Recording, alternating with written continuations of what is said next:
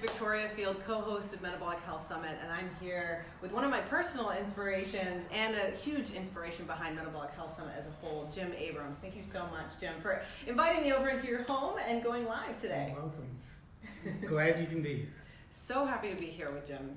So just to kind of give you a little bit of a backstory, I want to talk to you about the history of the Charlie Foundation. Jim founded the Charlie Foundation alongside Nancy in 1994, but before that, Jim actually was a producer-director. You probably know some of his wildly popular comedies, Hot Shots, The Naked Gun, just to name a couple. There's tons out there in the world. But something dramatically changed for you before the Charlie Foundation was founded, and life sort of completely shifted. 1992, your son started suffering from seizures. What, if you want to kind of talk about how things dramatically kind of shifted at that point? Yeah, I mean, that changed life forever, pretty much. I mean, up until then, like you say, my life was kind of devoted to finding things that people take seriously that they don't need to take seriously. So we made those movies and Airplane and all that stuff. And that was my career. Right. And then our third kid came along, Charlie, in 92.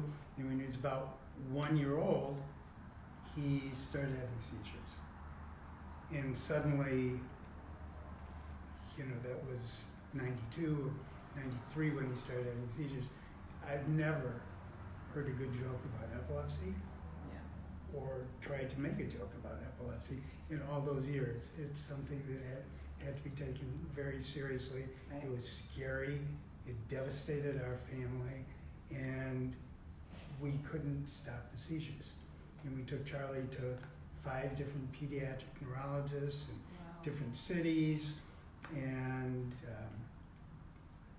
because I had a successful career going, we actually got access to some of the chiefs of pediatric neurology that maybe we wouldn't. We didn't have to wait, because we knew people, or people who knew people who donated to hospitals and stuff like that. So we got to skip to the head of the line. In many instances, we saw all these very well-renowned epileptologists and neurologists, and they were unanimous in their treatment options for Charlie. They said, we can give him drugs, we can operate on his brain, and then he's out of luck. So Charlie took every drug that was available back then, in different combinations, and leaning up and down. Then he had a brain surgery, and nothing would stop his seizures. Wow. So and it was scary and sad and terrifying. I can't imagine. I mean, he was having upwards of hundreds of seizures at one point a day. And correct. It was just, quality of life all around for everybody involved. As a parent, that had to have been so challenging, but you sort of took this situation, and at one point you, through your reading, your research, you found something. What was that moment that kind of things started to shift? Yeah, so eventually Charlie's main pediatric neurologist was at UCLA, and one time, this was pre-internet. What is that like? There was such a time? Yes, trust me. This is why this story is even more amazing. I know, it's like, and I drove my covered wagon to the library. Horse and buggy, I'm kidding. That's awesome. Wow. But I did go to the library. You can tell this guy was in comedy. Oh my gosh. Went to the library at UCLA and started doing some research, not because I was looking for a cure or a remedy for Charlie, as much as you got to figure out how does a kid who is having continuous seizures, horrible reactions to medication, and a prognosis of continued seizures and what they call progressive retardation, how does that kid and how does his family get through life? So I started to do some reading about looking for those kinds of answers. But if you start looking through the medical text about epilepsy, it doesn't take long at all until you come across the ketogenic diet. And so that's kind of like dumbfounding. And then different doctors from different hospitals, starting in 1920s, different doctors, different hospitals, different decades, all tried the same ketogenic diet on essentially the same patient population, and they all had remarkably consistent results. About a third of the kids who they put on a ketogenic diet had their seizures go away. Another third were significantly improved, and for a third, the diet didn't work. So your question, I think my initial reaction had to be something like disbelief. Yeah. Because it's like, why wasn't this something that we Why had didn't already s- been talking about? Yeah, nobody had mentioned ketogenic diet to us. And so we went to Charlie's main doctor at UCLA and asked him about it, and he said, I've never seen it work. And Nancy told me the other day a story I'd never heard. The one time she had taken, after we had learned about the diet, she had taken Charlie to the neurologist, and I wasn't there, and he said to Nancy, you got to talk him out of this. This isn't going to work for Charlie. For the diet. The diet. Wow. And he, Oh my gosh. Yeah, so he said to us together, he said, flip, because at the same time that we learned about the diet, we have learned about a herbalist who worked out of a strip mall in Houston, Texas, who evidently had herbs that were effective for kids with bad seizures. Mm-hmm. So we talked to Dr. Shields, that's the name of the neurologist at UCLA, and we said, look, we're thinking about, should we try this diet thing, or should we try the herbalist who works out of a strip mall in Houston, Texas? And he said, flip a coin, I don't believe either is going to work. Oh my gosh. So for the last time, we took his advice and flipped a coin, and it came out herbalist in Houston, Texas. Oh. So Charlie and Nancy and I flew to Houston, and we met this herbalist in the back room in the strip mall somewhere, and he gave us some herbs to give to Charlie, and they didn't work. So finally, I called Dr. Freeman from Johns Hopkins Hospital, and he had just published a paper in '92, a year before Charlie started having seizures, that said he had tried the diet on 58 consecutive kids who were as sick as Charlie, and 29% had their seizures go away, and another 30% were significantly improved. So when I called Dr. Freeman, he said, well, send me Charlie's records. We did. He said, why don't you bring Charlie out here and we'll try the diet. So we flew to Baltimore to Johns Hopkins and put Charlie on the ketogenic diet. At the time, he was on 4 anti-epileptic medicines. Wow. And was having maybe a dozen seizures a day on average. Gosh. And within 2 days, his seizures were gone. What was that like for you at that? I can't even. I'm sure speechless. Yeah. What was that like for you, Nancy? Well, when you try a new drug on a kid who has epilepsy, there's frequently what they call a honeymoon period, Right. where the drug kicks in. It works for a week or 2 or something like that. So we kind of figured maybe, we were walking on eggshells. But as time went by, Dr. Freeman was very aggressive withdrawing all the medications, and the seizures never came back. And so it was, what's that like? Well, part you think about, everything that we did with Charlie was, and all those seizures and all those drugs and that surgery was unnecessary. If somebody had said from the get-go, you can try changing what he eats, of course we would have jumped on that. Right. So there was gratitude, but there was also anger. Yeah, I'm sure. But the fact that you took that anger and you literally have turned it into something that has impacted so many lives, and still to this day, I mean, you and Nancy, and the fact that you guys created this beautiful thing, the Charlie Foundation, out of something so difficult for your family, and it's literally we credit it for pushing this interest in ketogenic therapies, the research, all of this. You guys were such a huge part of that. There's so much gratitude that we have at Metabolic Health Summit for what you've done. But talk a little bit about the nonprofit, sort of the start. I mean, you literally said, okay, I've got to scream from the rooftops about this now. Every family has to know about it, and not just families, but the medical communities that are helping these families as well. And you guys have done just that. That's a good point, because then so soon after we started to trust the diet was really working and started to take a look around, we realized there's a world epilepsy population of over 60 million people. Jeez. And some fraction of 1% ever hear about diet therapy, let alone have access to a trained dietitian who can help them, like as we did at Johns Hopkins. And so we just felt like we had to do something to try to get the word out there. And it's, so we started the Charlie Foundation and took one step at, it was like a journey of 1,000 miles, and to see, starting with a single step, and to see what's become of it now, what you guys are doing, what's happened around globally with diet and diet therapy is like, I'm pretty sure in '93 that Charlie must have been like one of maybe a dozen people in the world who are on a ketogenic diet for any reason. Oh my goodness. That's crazy to think about, and just to see how much things have changed, and how, keto is now this big buzzword, and but I truly feel you guys have done so much work in getting and sparking this fire, especially in the medical community, to really start to put this in, hey, why don't we offer this where it's appropriate? Why don't we at least offer this to families, and they can make that decision? You guys were a big part of that, hugely.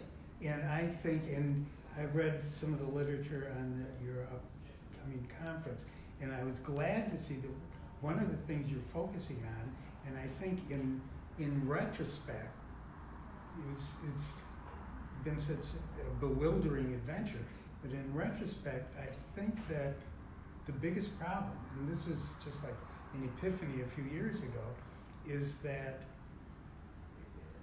doctors, when they're being trained, their formal training, are not taught nutrition or diet therapy. And and I always say this now, I invite anyone to ask the next physician you talk to, any physician, and how much time did you spend during your medical training learning about diet therapy or nutrition? And to a person, they'll say virtually nothing. Yeah. And that's where, so how could any of those neurologists who we took Charlie to back then, or many people today, recommend a diet therapy because they don't know. Right. Even today, and you're right, I guarantee we could walk down the street out here and ask every other person to say, are you on a ketogenic diet? And they say, oh yeah, I'm. Of course, who's not on a ketogenic? Yeah. It's kind of crazy. It's crazy. But it's exciting because it's very exciting. It means that the momentum is building, but there is such a responsibility. I know at Metabolic Health Summit, we feel so responsible to be a part of providing a platform that's evidence-based, that keeps metabolic therapy component in the forefront, because it's not just a weight loss, sort of a fad thing that people are saying. It's been around for 100 years. Right. It's here to stay, but it also has so many different potential medical applications right now. So what is it like for you, being a true champion, a true pioneer of this since 1992 to now, in this sort of evolution of the ketogenic diet? What does that feel like to you in sort of where we need to go for the future to keep sort of the importance of metabolic therapy in the forefront? Yeah, and I think that's a good point. The problem back then was much different than it is today, and I think part of the phenomenon today is that there's such a glut of information that a good percentage of it is misinformation. Yeah. It's wrong information about metabolic therapies. And if you're on a ketogenic diet to lose a few pounds and you get a little misinformation, that's not so, you can deal with that. Or if you skip a day, Right. But if you're on a ketogenic diet for a real health reason,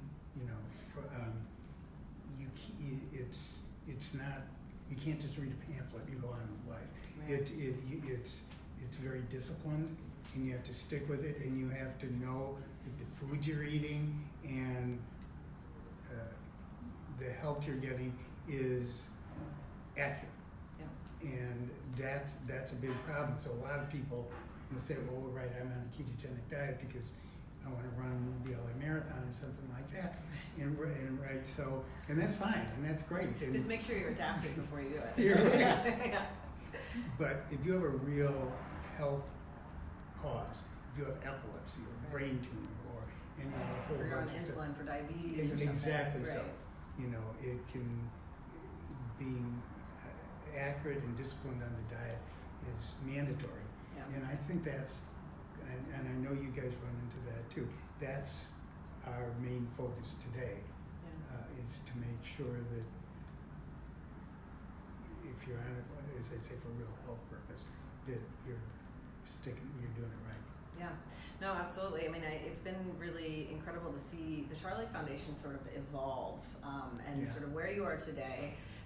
You've dedicated your whole life to this, you know, the ketogenic diet is actually part of standard of care for epileptics, but it's still something that I think there's a gap that needs to be bridged. Yeah. Especially when it comes to adults even today who maybe have epilepsy. That I've even heard of friends of mine who started keto because they thought they could lose a few pounds, but also as a side effect started to have less seizures. Right. But they started with this, you know, that's great if it kind of provides that gateway. But, you know, what has it been like for you in seeing this evolution, and where has the Charlie Foundation sort of, what has it morphed into today? What's your focus now, and how has that changed since you started this? Yeah, I mean, I think when you go back to the beginning, the thing that sticks in my craw to this day was that nobody gave us the information. And if somebody had just given us I have great confidence in anyone to come to make a decision given accurate information. No one gave us that information. And so we couldn't make an accurate decision for Charlie. So our mission, dating back to the inception of the Charlie Foundation, is to get accurate information about ketogenic therapies to people who might benefit, so that they can take it in, talk to their healthcare provider, whatever, and make a decision for themselves. And I talk to people, you know, like you mentioned, I talk to people over the years who say, you know, our kid's having seizures and we're thinking about this diet, and I give them as much information as we have. And if they decide no, it's too difficult, they don't want to try it, whatever, that's their decision. Right. You know, and so, and I might disagree with them, but that's their decision. Yeah. At least they made their decision based on information, Right. accurate information. And so that will always remain our single focus, is to get the state-of-the-art, state of the science, accurate Yes. information to as many people as possible so they can take care of their own health care. Yeah. So they can. And by the way, the other thing, one of the nice things about that is that, and as cliche as this word sounds, it's empowering. Because if you learn about food, for instance, and diet and nutrition, and then and diet therapy, and then you decide to take it on, I'm taking control of my own medical destiny. That's not going to the pharmacy and having another prescription filled. Right. I'm taking charge, and that makes you feel good about yourself. Absolutely. I think that's a key component. Like even in cases where, you know, brain tumor specifically is a good example of this, where maybe the prognosis for a child suffering from something like this isn't great, or an adult even, being able to do something, having control, and the parents being a proactive part of helping that person thrive, is so empowering to the family, but also to the person. It kind of is this shift in mindset, like, I actually can do something about this. Exactly. Yeah. Exactly, and that's a big. And I don't think when we started the Charlie Foundation that, I mean, our focus was just get information out there about ketogenic diet therapies. But sort of a byproduct of that has been, and I think about this because in 1997, 98, we made a feature-length movie about the ketogenic diet starring Meryl Streep called First Do No Harm. Right. A good title for that movie. Yes. And make sure you watch that. yeah. If not already. But then over the years, you know, I see the reaction to that, and I'm sure the focus was just get word out about this diet. But it really is a story, a true story, of a mom whose kid has bad epilepsy and finds out about the diet and gets the kid on the ketogenic diet, and the kid is cured. And much of the reaction that I've gotten over the years to that movie is how it makes parents feel and people feel about taking control of their kids' medical destiny. Yeah. And we can do that. Yeah. And again, the cliche word is empowering, but it's true. Absolutely, and it makes such a difference in just overall quality of life, no matter what you might be facing, epilepsy or whatnot. Absolutely. Which is huge and a really important key part to feeling better overall, right? Absolutely. So I think, I think that's a really key point. Right, and it applies to all the disorders that the diet is being focused on, type 2 diabetes, right. As you say, malignant brain tumors, various cancers, even there's a relationship now between the diet and autism, Parkinson's. Yeah, absolutely. So to think that we can actually do something about that, right, and be in just control. The choices that we make every single day in our own kitchen. And since you've implemented, you implemented a ketogenic diet with Charlie, and you've been, created the Charlie Foundation. There's now 5 different types, I believe, of medically used ketogenic diet varieties, which has been really kind of exciting to see it evolve, I think. I mean, I know we just talked about Dr. Eric Kosoff, just spoke with him earlier this week with the modified Atkins diet and what they found with, making it a little bit more doable for maybe adults and still seeing some of that seizure control similarly to if they were to do a classical ketogenic diet. So it's kind of interesting to see that change. Where do you see the future? I know that's a big question, a loaded one, but where do you see the future, and where do you hope to see the future for metabolic therapies, and how far away are we from that? If you had asked me 5 years ago to predict where we would be today, I would have gotten it all wrong. 20 years ago, we would have been, 10 years. I mean, I'm not very good at seeing into the future. What's your dream? That's I think we can all eat healthy. Yeah. I think we can all take care of our own health. The reason I paused just then is because I understand that there are food deserts, and there are lots of problems where people don't have access to healthy foods, healthy choices, and that's a big problem. Yeah. So I don't know where that's going to go or how we're ever going to solve it. One thing that has impeded the growth, there are many things that have impeded the growth of the ketogenic diet so far. Right. A lot of, there's a sugar industry that adds sugar to basically all the processed foods we eat. And that's what's in those food deserts. It's hard to navigate. Right. For sure. There's a American Heart Association, which still spreads misinformation based on flawed science about fat. And so there's a huge learning curve still ahead of us, but I'd like to think, that we're headed in the right direction. I know we're headed in the right direction. I absolutely think so. And how quickly we get there, I don't know. I can tell you, except for Charlie, right. all the members of my family are on a ketogenic diet. Yeah. He kind of got it out of his system. You guys are like, wait a minute, why are we all on a keto diet? You're right, and he's out, But the amazing thing is, but the amazing thing is Charlie did get off the ketogenic diet at one point, and seizures have never come back. Right. It's hard to use that word cure, but that's exact. What would you say about that? Well, Charlie was cured by the ketogenic diet. He was on the diet for 5 years, and he's now 27. He was off the diet by the time he was 6 or 7 years old. Wow. He eats whatever he wants. He's never taken another anti-epileptic drug, and he's never had another seizure. So yeah, he's cured. And that's a controversy within the epilepsy community, whether you're allowed to say cured. Yeah. And not that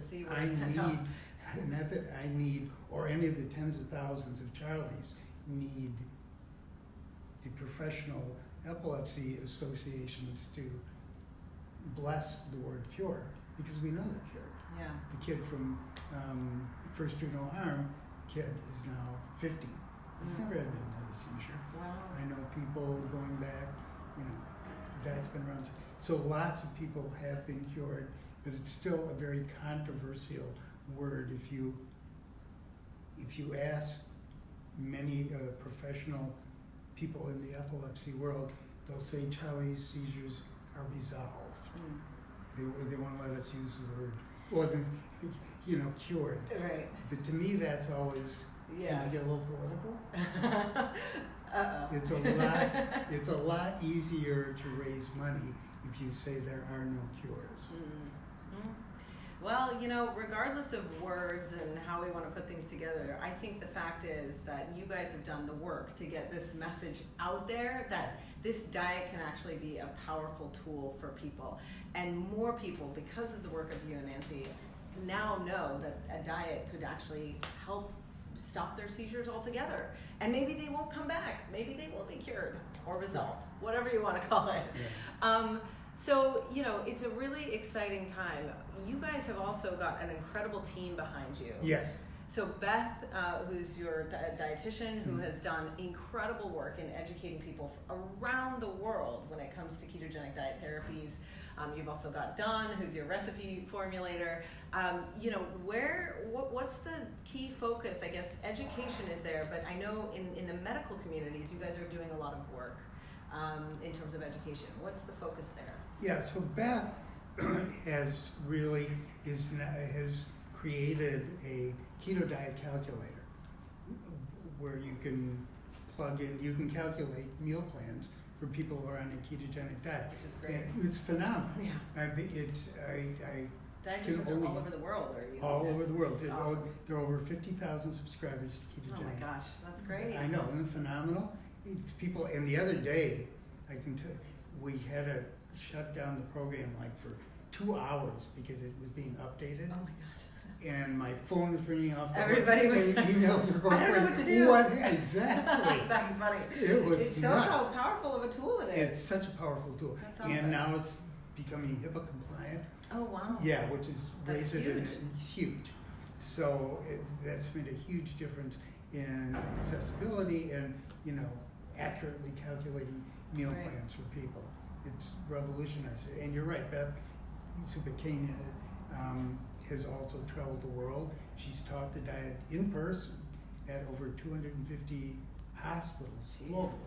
That's amazing. So I'm right now, if I try to get her on the phone, Superhuman. she's probably in an airport or. I know, she emails me sometimes, she's like, I'm in this other country, but I don't know. Yeah, she's pretty incredible. She's been a dietitian. She's actually speaking at Metabolic Health Summit 2020. She's just a wealth of knowledge when it comes to the ketogenic diet, specifically for epilepsy, but she also works with a variety of other conditions. I'm so curious, though, there's probably a lot of parents watching that maybe haven't taken that jump yet, are curious and heard the word keto because people in their office are talking about it, but their child has epilepsy. They're not really sure about it because maybe their physician hasn't yet talked to them about it, or maybe they've heard about it and it sounds scary. What would you say to that person that's on the fence, that's thinking about this for their child that has epilepsy, or an adult who hasn't tried the diet yet? Well, my first piece of advice would be, and especially what I say to parents more than adults, what I say to parents is, inform yourself. We have as opposed to the old days when it was just Nancy and me sitting on a soapbox railing away. If you look on our website, we have some of the best known epileptologists and neurologists in the world talking about the ketogenic diet. And in short blurbs. You don't have to Yeah. sit through 2 hours. It's great. CharlieFoundation.org. Charlie Yep. Foundation, if you go on the YouTube page. And so, do you want Eric Kasa's opinion about who's dedicated his life? Or Elaine Worrell, who John was at Rowe. Mayo Clinic, They're all John there. Rowe, all these people, so you can hear what the best, most highly respected neurologists, epileptologists in the world have to say. So that takes a huge load. Yeah, that's an off of amazing us. resource for And that's what I parents. do now. So, and the Smart. other thing that I say to parents in particular is trust your instincts. Does it feel wrong to be drugging your kid? Trust that. There's such a glut of information out there. And I must say, for moms in particular, my experience is, over the years, there is this biological connection between a mom and her kid. And it's hard to trust that if somebody in a white lab coat is saying, well, here's the next drug. But if it feels wrong, trust that instinct. Yeah. Keep looking and fight. And it can be done. And in terms of difficulty, is it difficult, a ketogenic diet for a kid? It's difficult, but compared to drugs and daily seizures, it's a walk on the beach. Right. And I feel the same way with adults, and you're correct that Dr. Kossoff does, there are now several less restrictive versions of the ketogenic diet that are a huge hedge on compliance. Mostly people don't want to try, adults in particular, don't want to try the diet because it's so hard to comply. But now there is the modified Atkins, there's a low glycemic index treatment that's been pioneered out of Massachusetts General Hospital. There's a modified ketogenic diet. So there are alternatives where you don't have to weigh and measure, and even if you try one of the less restrictive alternatives and there's some improvement but not as much as you'd like to see, then you can always transition to a classic, more formal ketogenic diet that's done frequently. And interestingly, many people will say they prefer the classic diet because it takes all the subjectivity out of the diet. It's easier in that way. In that way, right. You're not eyeballing portions or something. Right. You're putting stuff on a scale and weighing it, and you're done. Right. Yeah. So it's kind of an interesting development, but certainly the less restrictive versions of the diet have gone a long way to make it more accessible. Absolutely, and there's all those different types of ketogenic diets are actually available on the website as well, so you can learn more about them through the Charlie Foundation's website too, which is great. And we just could not be more excited to be partnered with you guys again for Metabolic Health Summit 2020. If you come to the gala dinner, February 1st, 2020, your ticket is going to support the Charlie Foundation and Max Love Project. But even more so, what I'm so excited to share with all of you is that this man has done so much work, and alongside Nancy as well. I mean, you guys have really dedicated your entire life. You were a pioneer in what you've done when you were in this world of dark and sort of found this beautiful light and have now carried that light to so many people. So I'm so excited to share with you that Jim Abrams is going to be our 2020 recipient of the David Shevok Pioneer Award. And we cannot thank you enough, Jim, for everything that you've done, for the inspiration that you continue to give us at Metabolic Health Summit. And it's going to be an honor to celebrate with you that night at the gala dinner. So thank you, Jim. Thank you. That's great. All the work that you've done has just really changed the world. So that's how we feel. We're very, and to be very blunt, we kind of got paid in advance. We got Charlie back. And so and Nancy and I am telling, whoops. No, you're good.